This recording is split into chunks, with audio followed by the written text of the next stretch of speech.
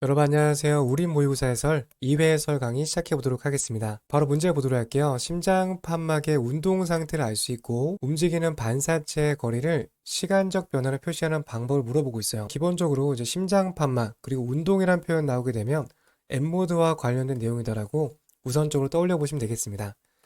정답 3번이고요. 넘어가서 다음 문제 바로 보겠습니다. 초음파 발생 원리. 문제 간단한데요.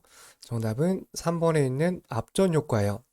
초음파 관련된 발생 원리라든지 이러한 부분들 물어보게 되면 앞전 효과를 바로 떠올려 보시면 되겠습니다. 다음 문제 볼게요. 초음파 탐촉자의 구조 구성에서 기계적인 변형에 의해 전하의 분극 현상이 쉽게 생성되는 것으로 초음파를 발생하고 반사 신호를 수신하기 위해서 앞전 효과를 이용하는 것에 해당되는 것을 물어보고 있어요.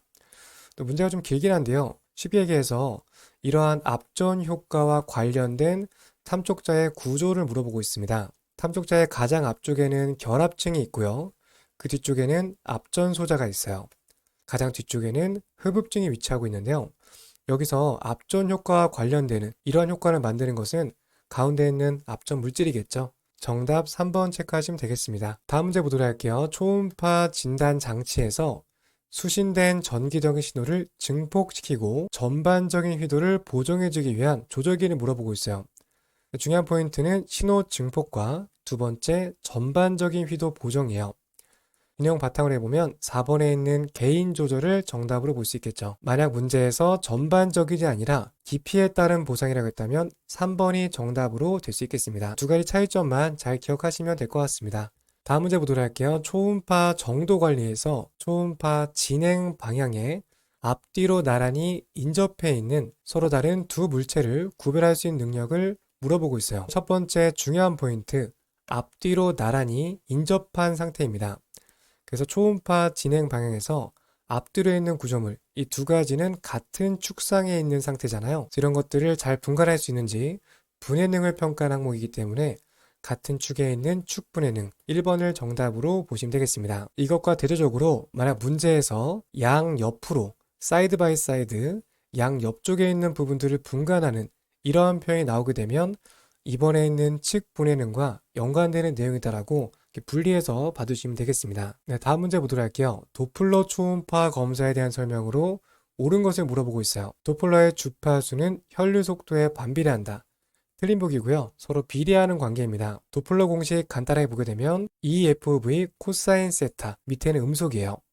여기서 V에 해당되는 부분이 혈류의 속도인데요. 위에 있는 분자 값은 도플러 주파수 값과 서로 비례하는 관계죠.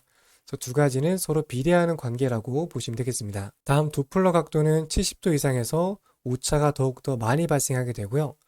보통은 30도에서 60도 미만의 각도를 유지하게 됩니다. 다음 파워 도플러는 혈류의 속도를 측정할 수 없는 단점이 있어요. 4번 연속파 도플러는 빠른 속도의 혈류 검출에 유용하다. 정답 4번 선택하시면 되겠습니다. 적색은 탐촉자에서 가까워지는, 보통 탐촉자로 다가오는 부분을 빨간색으로 표시하게 돼요. 그래서 5번은 틀린 보기입니다.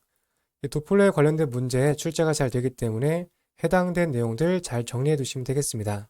다음 문제 보도록 할게요. 상복부 초음파 검사에 대한 설명으로 옳은 것을 물어보고 있어요. 상복부 초음파는 직선형이 아니라 컨벡스, 볼록형 탐촉자를 사용하게 되죠. 2번 보기 보시면 판크레아스 이자를 찾는 해부학적 지표는 지라 동맥이 아니라 지라 정맥입니다. 이런 것들을 꼼꼼하게 문제 풀 때 잘 보셔야 돼요.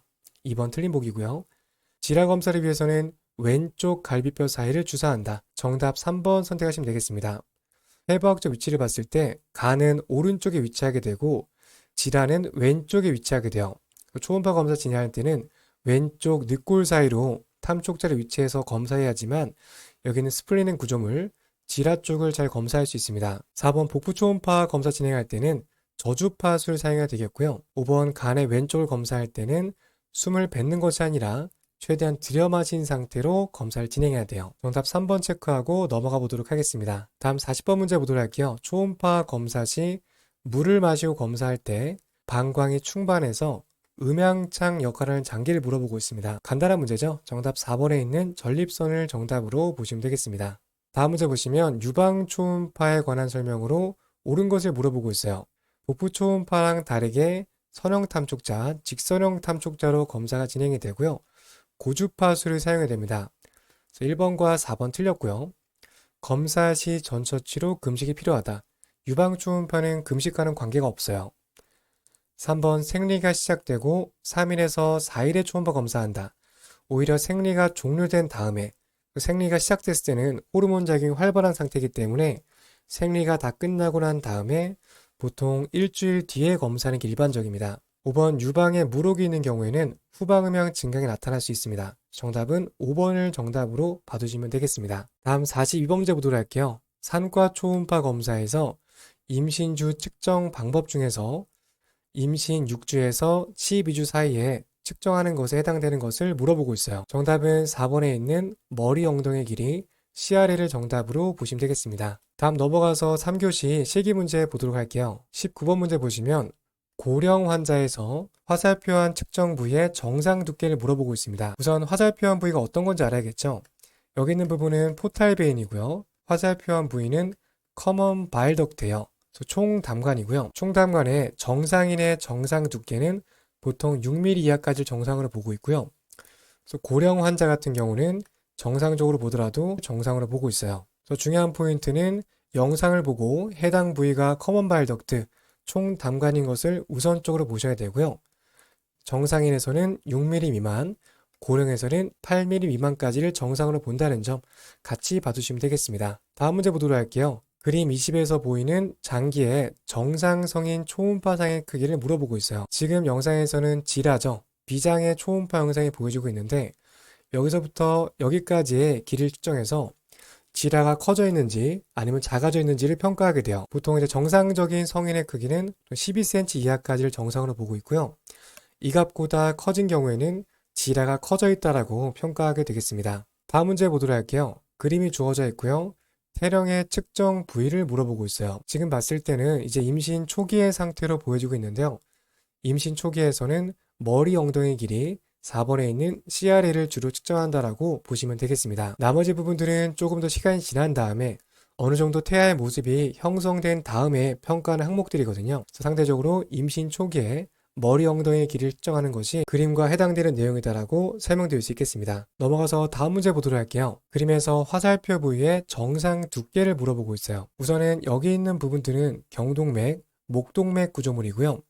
화살표한 부위는 목동맥 내부에 있는 내막의 두께를 표시하고 있어요. 내막의 두께는 정상적인 상태일 때 10mm 이하를 정상으로 보고 있고요. 우리가 보통 동맥경화라고 하죠. 동맥경화가 생겨서 내부에 변화가 발생하게 되면 이 내막 두께가 점점 커지게 됩니다. 내막 두께가 두꺼워지게 되면 그만큼 혈류 흐름이 좁아지게 되겠죠. 이렇게 혈류 흐름이 좁아지다가 점점 막히게 되면 나중에는 혈관이 완전히 막히게 되고 심한 경우에는 머리 쪽으로 혈액이 전달되지 않게 되면서 뇌졸중이 유발될 수 있습니다. 이런 것들이 평가할 때 기준점이 되는 것이 내막의 두께이고요.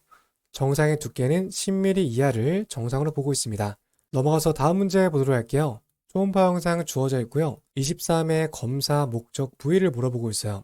간단하게 이 영상이 어떤 해부학적 구조물인지를 물어보는 문제라고 볼 수 있겠는데요. 정답은 1번에 있는 고환을 정답으로 보시면 되겠습니다. 따로 설명드릴 내용 없이 이러한 영상으로 보여지는 것이 고환의 초음파 영상이기 때문에 그림과 함께 해당 내용 정리하시면 되겠습니다. 이렇게 해서 문제 풀어봤고요. 다음 시간에 계속해서 뒤쪽 모의고사 해설 이어가 보도록 하겠습니다. 네, 다음 시간에 뵙겠습니다. 감사합니다.